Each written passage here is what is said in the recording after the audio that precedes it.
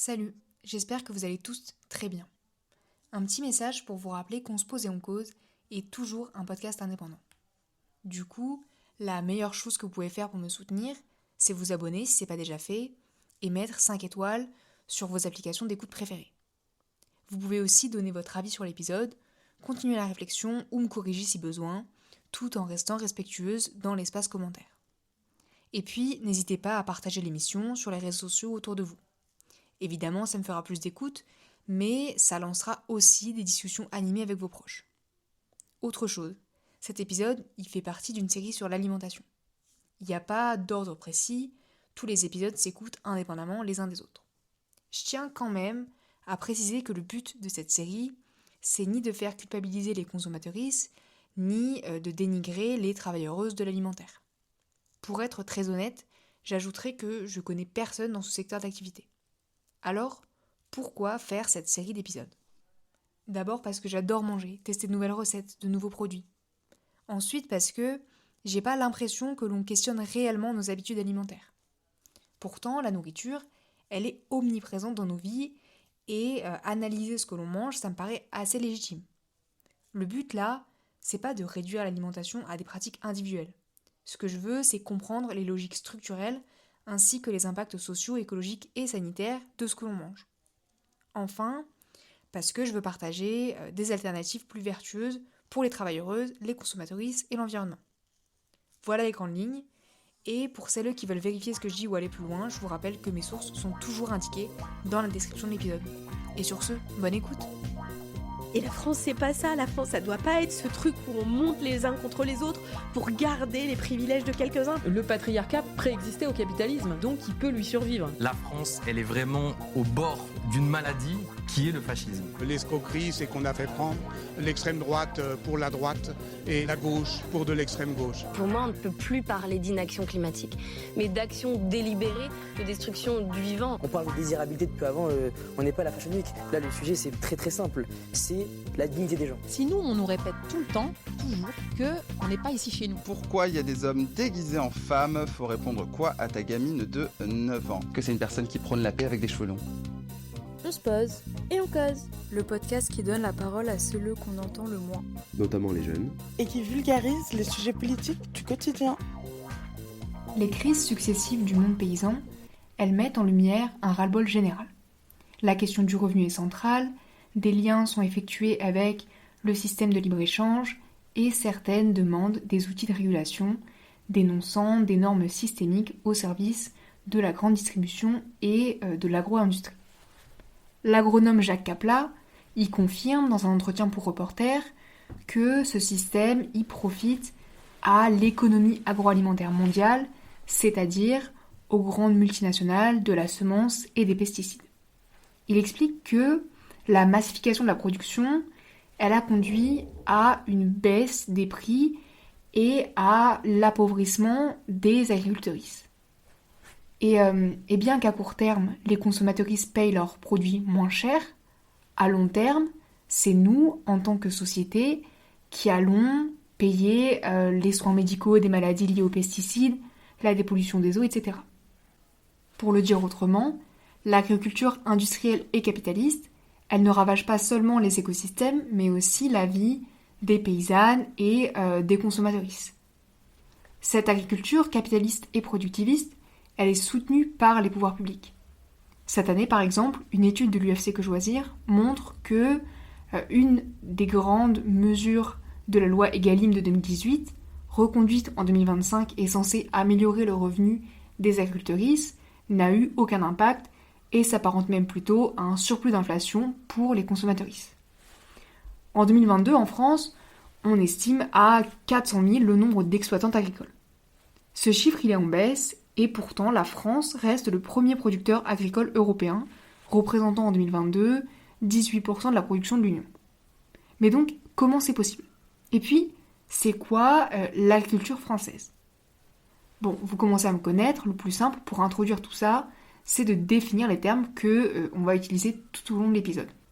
Donc, un ou une paysanne, c'est une personne de la campagne qui vit de la culture du sol et de l'élevage des animaux. Et agricultrice, c'est un synonyme. C'est une personne dont l'activité principale est la culture du sol en vue de la production des plantes utiles aux êtres humains et ou à l'élevage des animaux. Ces mots, je pense qu'ils vous évoquent quelque chose. Quand on parle de paysannerie ou d'agriculture, on a un certain imaginaire qui nous vient en tête et c'est normal. C'est en tout cas ce qu'explique le politiste Édouard Morena dans un entretien pour Blast. En gros, il dit que le terme de paysan, il est assez transpartisan. Tous les partis politiques ou presque cherchent à séduire le monde paysan, transformant le terme en un mot fourre-tout majoritairement utilisé à des fins électoralistes.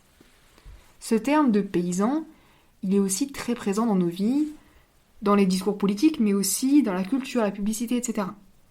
Et en fait, c'est assez paradoxal parce que dans le même temps, 1, le monde paysan, il est en crise et sa population diminue, on va en reparler, et 2, la population paysanne, elle est super diverse, que ce soit par ses pratiques ou par ses conditions de vie.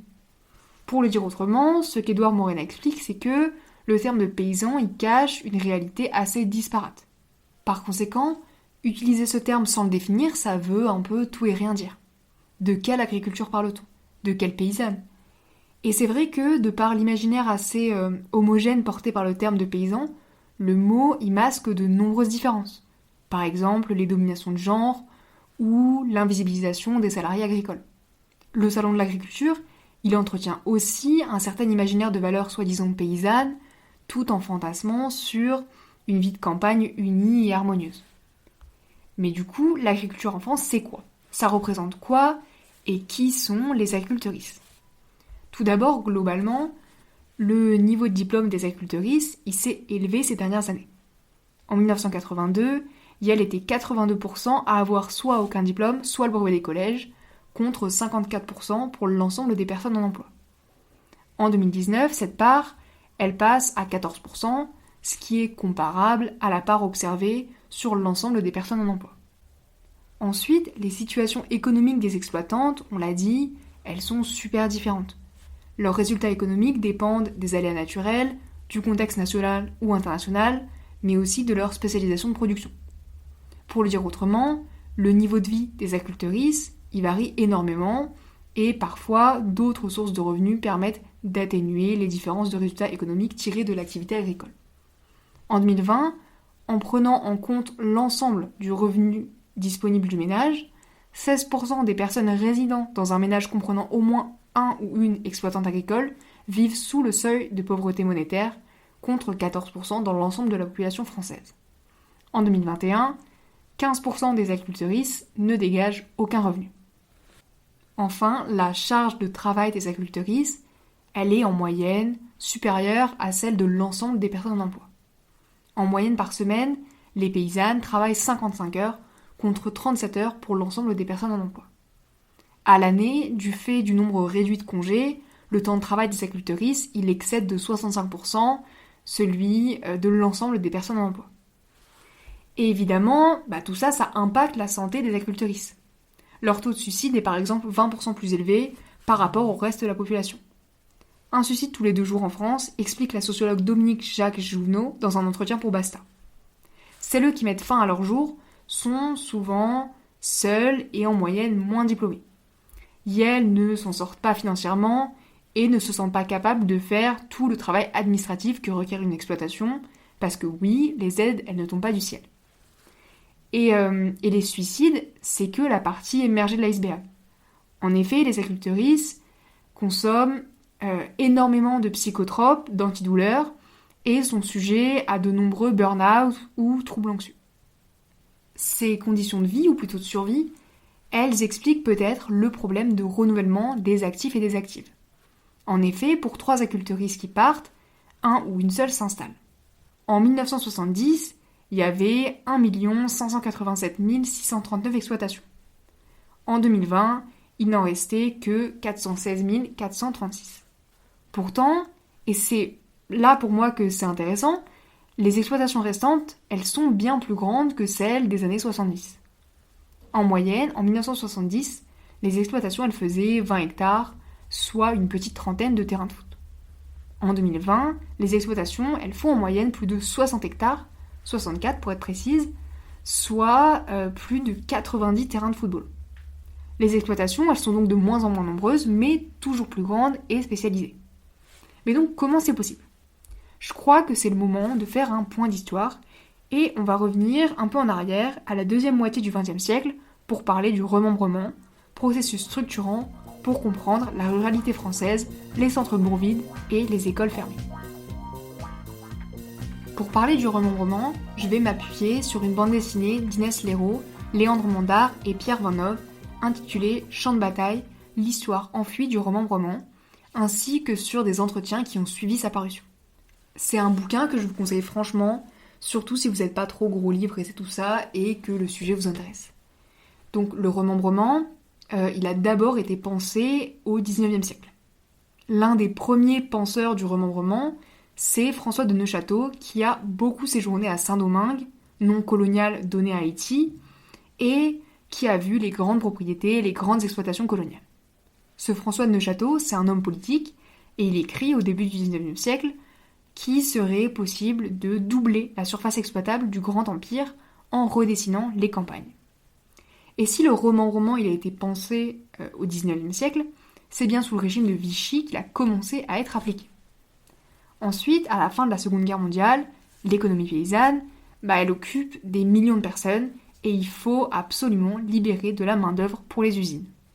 De plus, le projet agricole de l'État, c'est de développer l'industrie française, d'intensifier les rendements et de faire rentrer de grosses machines. Le but, c'est pas de nourrir la France, mais plutôt de gagner les marchés internationaux et d'augmenter les profits.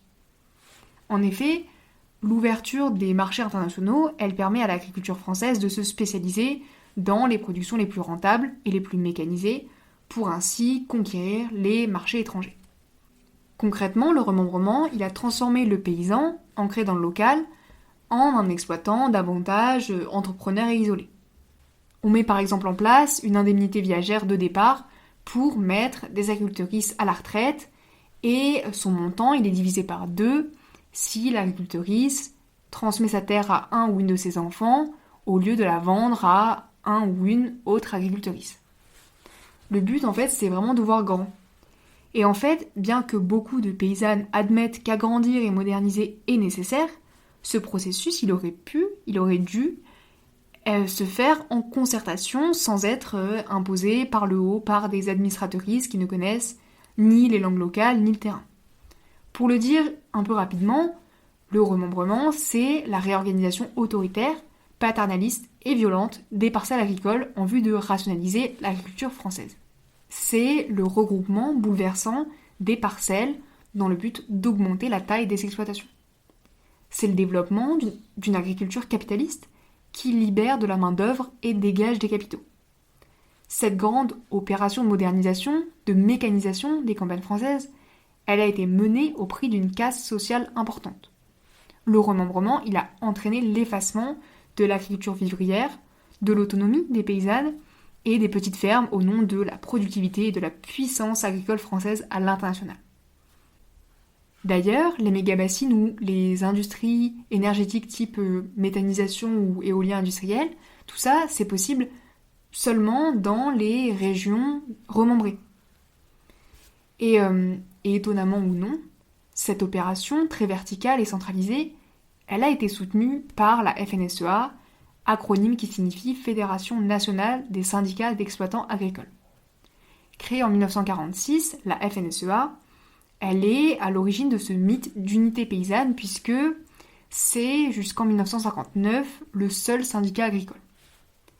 En fait, ce qui se passe, c'est que sous le régime de Vichy, il y a ce qu'on appelle la Corporation paysanne, une organisation anticommuniste et antisocialiste qui a notamment permis d'ériger la figure du paysan en un des piliers de la propagande vichiste. En réponse à la Corporation paysanne et plus généralement au régime de Vichy, la CGA, donc la Confédération Générale de l'Agriculture, elle est créée clandestinement en 1943.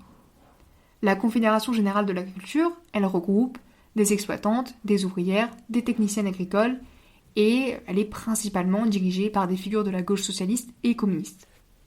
À la fin de la guerre, la CGA, elle fait en sorte d'écarter les responsables agricoles qui se sont compromis avec le régime de Vichy.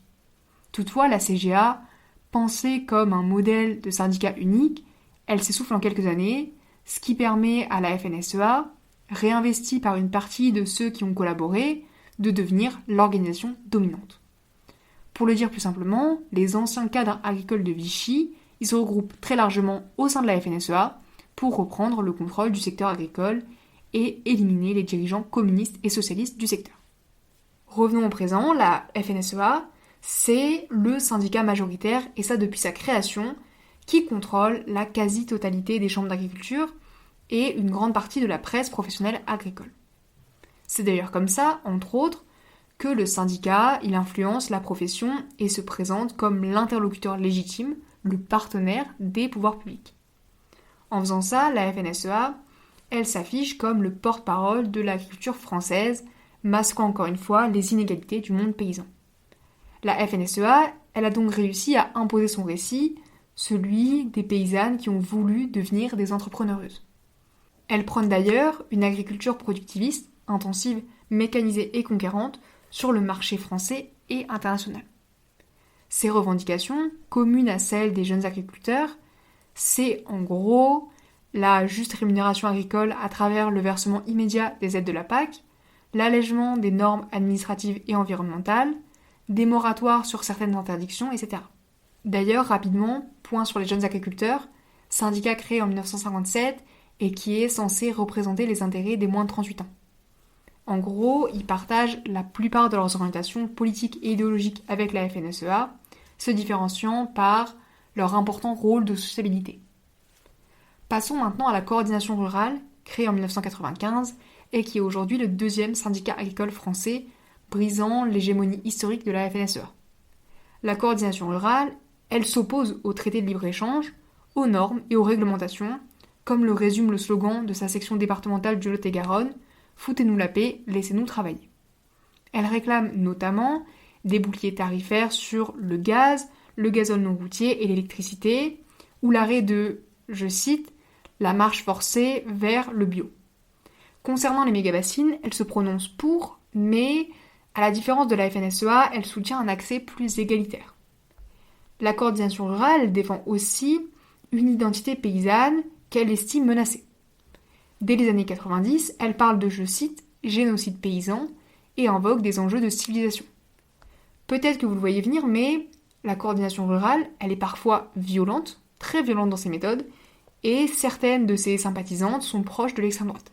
Exemple de violence, que tout soit clair entre nous, le syndicat, il n'a pas hésité en 2004 à soutenir Claude Duviot, un agriculteur qui a assassiné 2 inspectrices du travail lors d'un contrôle sur son exploitation.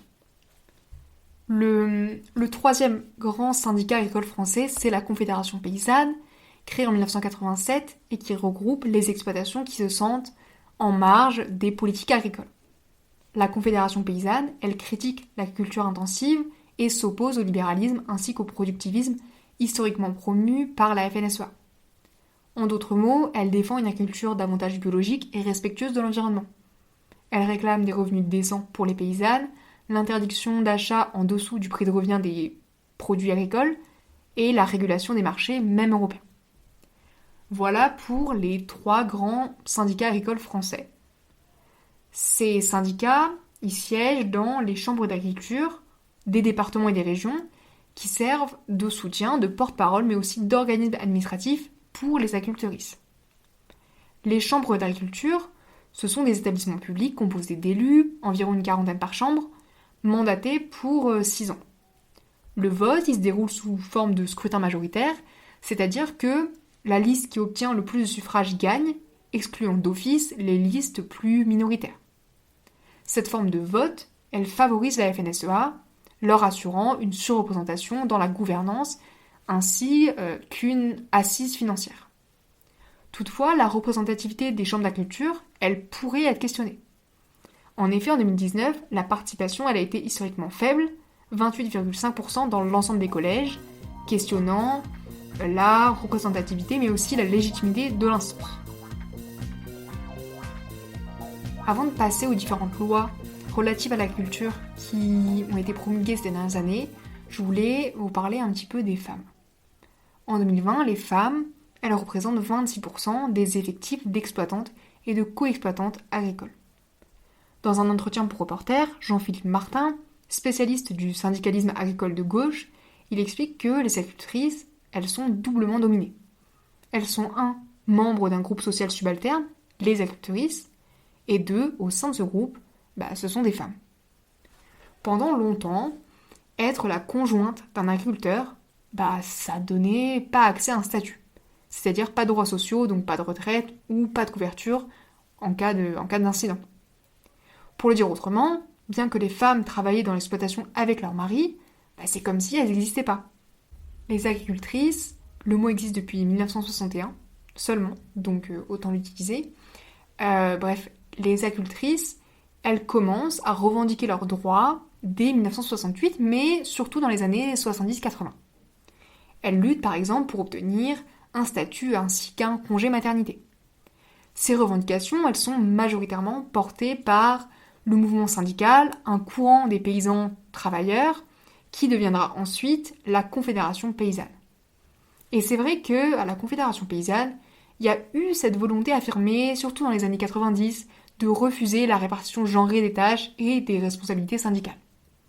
Toutefois, il faut attendre 1999 pour que le statut de conjoint collaborateur soit créé, 2006 pour que le statut de chef d'exploitation soit ouvert aux femmes, et 2010 pour que les femmes puissent s'associer à leur mari. Aujourd'hui encore, des milliers de femmes travaillent sans avoir de statut juridique et administratif, ce qui est une catastrophe économique et sociale. Pour finir cette parenthèse sur les femmes, je voudrais dire que malgré la présence des femmes dans les directions départementales et nationales des syndicats, les médias continuent de représenter la paysannerie française comme un monde masculin. Et c'est important parce que le machisme et la non-représentation des femmes, ça a des conséquences. Les femmes, elles bénéficient par exemple en moyenne de prêts plus modestes quand elles s'installent seules comme chef d'exploitation. Et maintenant, que se passe-t-il ?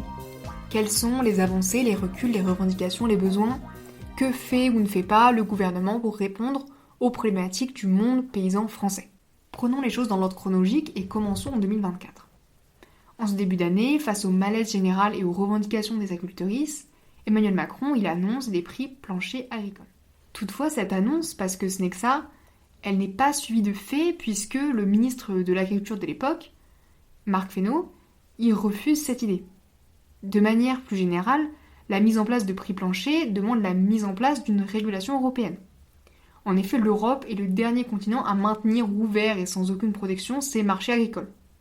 Au niveau européen, il n'existe que des dispositifs d'urgence, des prix d'intervention, censés protéger les denrées contre la chute des cours. Toutefois, cette idée de prix plancher, elle est depuis longtemps portée par la Confédération paysanne, mais aussi par la gauche, avec notamment une proposition de loi de la France Insoumise qui n'a pas abouti. La Confédération paysanne, elle défend le principe des prix planchers depuis des années et a même avancé un mode de calcul précis qui avait été repris dans la proposition de loi présentée par la gauche. Pour le syndicat, le prix minimum d'achat, il devrait être élaboré en tenant compte des coûts de production, mais aussi de la rémunération des agricultrices et de la protection sociale. Afin d'éviter un système trop complexe, le syndicat il propose que ce prix plancher il soit calculé en fonction d'une moyenne selon les produits, en prenant quand même en compte les conditions de production selon la situation géographique. À cette revendication et afin d'éviter le détournement des mécanismes de protection, le syndicat il soutient aussi l'instauration d'un prix minimum d'achat à l'entrée sur le territoire national. Enfin, étonnamment, et à vent contraire du programme de son parti, Jordan Bardella s'est à l'époque affiché contre cette idée de prix plancher. 2024, c'est aussi l'année qui marque la suspension du plan Ecophyto. Ce plan, ou plutôt ces plans, parce qu'il y en a eu 4 depuis 2009, il a permis de réduire de moitié l'utilisation des pesticides en France. Le but, à long terme, c'est de réduire de 50% l'usage des pesticides d'ici à 2030. Et c'est plutôt pas mal quand on sait que la France, c'est le 10e pays en termes d'utilisation des pesticides au rang mondial, selon les chiffres de la FAO. Et effectivement, comparé aux autres pays de l'Union européenne, la France, elle utilise en moyenne davantage de pesticides que les autres pays de l'Union. Pour vous donner une idée, en 2023, les États de l'Union européenne, ils utilisent en moyenne 2,67 kg de pesticides par hectare de terre cultivée contre 3,11 kg par hectare en 2013. Au sein de l'Union, Malte est le plus gros consommateur de pesticides avec 12,74 kg par hectare, suivi par les Pays-Bas et leurs 6,95 kg et Chypre avec ses 6,5 kg. Les bons élèves sont la Suède avec ses 0,8 kg par hectare, la Bulgarie et ses 0,95 kg, ainsi que l'Estonie et ses 0,99 kg. En 2023, la France est à 3,65 kg par hectare, soit plus que l'Espagne et ses 3,19 kg, ou que l'Allemagne et ses 3,41 kg, mais toujours moins que l'Italie et ses 4,17 kg, ou que la Belgique et ses 5,42 kg. En France, la consommation de pesticides, elle est restée assez stable depuis 2013, passant de 3,46 kg par hectare à 3,65 en 2023. Je le rappelle, sur la même période, la moyenne de l'Union, elle est passée de 3,11 à 2,67 kg. Donc, on peut dire qu'on est plutôt au-dessus de la moyenne, et c'est pas un compliment. Pour rester sur le côté européen, une étude récente mentionnée par l'écologue François Binet dans un entretien pour Mediapart indique que 3/4 des sols sont pollués et contiennent des pesticides. Et quand on parle de pollution, on ne parle pas d'une molécule, mais bien d'un cocktail de molécules. De plus, comme l'idée c'est de tendre de plus en plus et à raison vers des molécules moins toxiques, celles-ci sont plus complexes à déceler. L'écologue, il explique également que lorsque un ou une agricultrice pulvérise son champ, on estime qu'il n'y a que 25% du produit qui atteint directement la plante, et ainsi une partie pénètre dans le sol, atteignant la biodiversité et l'eau, tandis que le reste part avec le vol. Passons à 2025 et à l'une des raisons qui m'a poussé à écrire cet épisode, la fameuse loi du plomb, promulguée en août 2025 après sa censure partielle par le Conseil constitutionnel. Cette proposition de loi, elle émane de Laurent Duplomb, sénateur Les Républicains, agriculteur, membre de la FNSEA et ancien président de la Chambre d'agriculture de Haute-Loire. D'ailleurs, certaines parlent de proposition de loi coécrite avec la FNSEA, puisque la proposition, elle reprend les revendications productivistes du syndicat majoritaire, et 2, il y a eu une campagne de lobbying intense de la part de la FNSEA entre lettres, emails et coups de fil. Et derrière l'objectif affiché de simplifier le quotidien des agricultrices, le texte, il remet en cause les avancées environnementales s'inscrivant dans un contexte politico-médiatique qui questionne constamment le droit à l'environnement. Mais finalement, elle propose quoi, cette fameuse loi du plomb ? Tout d'abord, cette loi, elle propose, dans un amendement voté par le Sénat, de supprimer l'agence bio. L'agence bio, c'est une agence de droit privé créée en 2001 pour promouvoir le label agriculture biologique, mettre en valeur les produits sans pesticides ni engrais chimiques, mais aussi observer les pratiques bio en France, le comportement des consommateuristes, l'état du marché, tout ça. L'idée, c'est que les missions de l'agence bio, elles soient reprises par France Agrimaire ou même carrément réinternalisées par les services du ministère de l'Agriculture. Ensuite, la loi du plomb, elle souhaite faciliter les projets de stockage d'eau, communément appelés les mégabassines, et suggère la hausse de la taille des élevages, passant de 40 000 à 85 000 têtes pour les volailles et de 2 000 à 3 000 têtes pour les porcs. Aussi, la loi du plomb, elle met fin à l'interdiction d'être à la fois conseillère et vendeuse de pesticides qui étaient en vigueur depuis 2018 dans le but de limiter l'influence des fabricantes de produits phytosanitaires dans le monde agricole. Enfin, la loi du plomb, elle propose la réautorisation sous condition de plusieurs néonicotinoïdes, appelés tueurs d'abeilles, notamment l'acétamipride, interdit depuis 2018, mais prolongé par dérogation jusqu'en 2023. Et en fait, bien que l'acétamipride soit le moins toxique des néonicotinoïdes, ça ne veut pas dire qu'il n'est pas toxique. La toxicité, en fait, c'est quelque chose de durable qu'on observe sur le moyen ou le long terme, et c'est très difficile à évaluer. Sans compter que les effets cocktails des pesticides, c'est-à-dire la combinaison des différentes molécules entre elles, qui sont jamais étudiées. Dès lors, dire qu'un néonicotinoïde peut être utilisé sans aucun impact nocif autour de lui, c'est complètement faux. De plus, en France, le cancer y progresse, notamment chez la femme et les plus jeunes. Il y a environ 400 000 nouveaux cancers par an, et pour vous donner une idée par rapport à 1990 et selon les estimations de Santé publique France, le nombre de nouveaux cas de cancer, il a quasiment doublé en 2023. Et bien que la majorité des cancers touchent aujourd'hui les hommes, les cancers des femmes progressent plus rapidement. Depuis 1990, chez la femme, l'incidence, c'est-à-dire le nombre de nouveaux cancers à une période donnée, il augmente chaque année en moyenne de 0,9%, là où il augmente de 0,3% pour l'homme. Pour vous donner une autre info assez alarmante, la France, c'est le pays qui a le plus haut taux d'incidence du cancer du sein au monde, avec 105,4 cancers du sein pour 100 000 femmes, selon les données du Centre international de recherche sur le cancer. Pierre Sujaubert, hématologue, il explique à Mediapart que si les cancers des sujets jeunes augmentent, ce n'est pas explicable par leur vieillissement. Il peut y avoir des prédispositions génétiques au cancer, mais assez rarement. À moins de faire l'hypothèse que les êtres humains français aient changé de génome en 100 ans, il ne reste plus que l'environnement. Il semble être plus cancérigène pour les jeunes qu'il l'était il y a quelques dizaines d'années. Fin de citation. Parce que oui, la nocivité des pesticides, elle a été démontrée, notamment par l'étude française Nutrinet Santé, publiée en 2018 dans la revue The Lancet.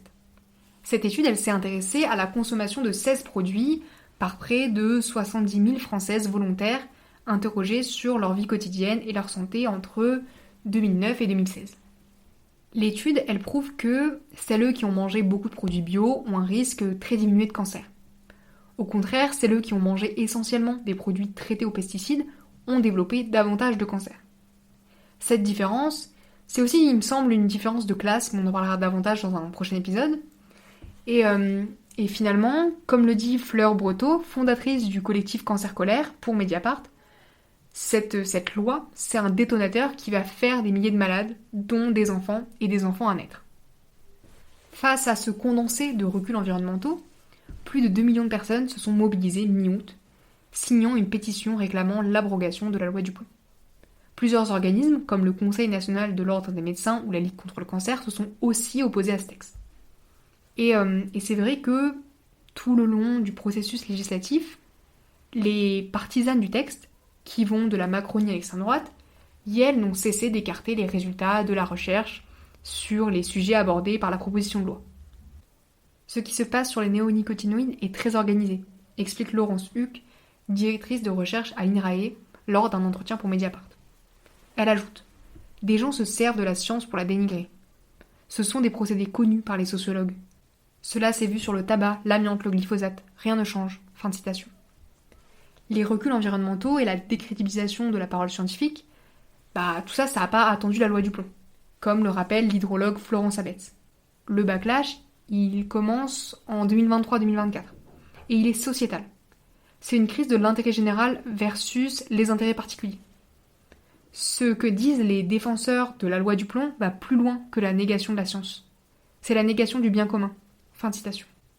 Finalement, on pourrait se demander si 1. La loi du plomb, elle ouvrirait pas la voie à d'autres pesticides, et 2. Si la loi du plomb, ça serait pas un symbole de décrédibilisation de la science et de la non prise en compte de la parole citoyenne, surtout que Laurent Duplomb, il exclut pas un nouveau texte pour réintroduire l'acétamiphéne. Lors du dernier salon de l'agriculture, Jordan Bardella, il parle de la nécessité de protéger l'agriculture face à la concurrence déloyale et à l'écologie punitive. Pourtant, je pense pas qu'on puisse opposer écologie avec agriculture. Puis même plus généralement, je crois pas qu'on puisse parler d'écologie punitive, à part pour parler d'une écologie qui ne fait rien et qui donc, oui, punit les citoyennes par son inaction. Pour le dire autrement, l'agriculture française, elle arrive au terme de son développement capitaliste et il n'existe pas de solution interne durable à cette crise. Certaines personnes, comme l'agronome Jacques Capla, affirment qu'une agriculture respectueuse des écosystèmes est la seule capable de nourrir le monde, prenant l'exemple de l'agriculture industrielle actuelle et des millions d'êtres humains souffrant de malnutrition. Il ajoute que la faim n'est pour lui pas un problème agronomique, mais bien un problème d'accès aux ressources alimentaires. Plus généralement, et c'est ce que je vais essayer de vous prouver dans cette longue conclusion, l'agriculture, elle peut rimer avec la protection de l'environnement et des êtres vivants. C'est vrai que le système agroalimentaire capitaliste, il fait aujourd'hui partie du paysage. Il est difficile de le remettre en cause et de construire des alternatives, mais c'est possible. Une agriculture davantage écologique, elle pourrait donner accès à une alimentation de qualité pour tous. Une agriculture davantage écologique, elle pourrait s'attaquer aux règles du jeu néolibéral et ainsi assurer un revenu digne aux paysannes. Et il y a plein de choses à faire. On pourrait financer l'agroécologie. On pourrait prévoir un moratoire sur les accords de libre-échange. On pourrait réorienter les subventions de la PAC pour accompagner une agriculture plus vertueuse. On pourrait interdire tout prix agricole en dessous du prix de revient. On pourrait établir des prix planchers et interdire les ventes à perte. On pourrait garantir une sécurité sociale de l'alimentation et mettre en place à court terme un chèque alimentaire. On pourrait plus généralement s'engager pour une transition alimentaire et soutenir la transparence des labels. Finalement, cet épisode, il nous a permis de définir la, ou plutôt les agricultures françaises, mais aussi identifier ses grandes actrices, ses problématiques et ses revendications. Cet épisode, comme je l'avais fait pour la pêche, il me sert un peu d'introduction et peut-être que le prochain épisode de la série sera davantage centré sur un seul aliment. Et si vous voulez aller plus loin en attendant le prochain épisode, je vous conseille une infographie disponible sur le site de SOS Maire, donc Maire M-A-I-R-E-S. Cette infographie, elle est construite autour de Maëlle de Calan, actuel président du département du Finistère, et elle permet de comprendre la mainmise, je cite, des mondialistes et du capitalisme de connivence sur notre alimentation et notre santé. Je vous laisse y faire un tour si ça vous intéresse, et moi j'y reviendrai lorsqu'on parlera dans un futur épisode de l'industrie porcine ou céréalière. Voilà, c'est la fin de l'épisode, j'espère que comme moi vous avez appris plein de choses sur la culture française, j'espère que l'épisode vous a plu, et n'hésitez pas à le partager si c'est le cas. Pareil, si vous avez des choses à dire, n'hésitez pas à laisser un commentaire. Et sur ce, je vous souhaite plein de bonnes choses et on se dit à très vite. Bisous!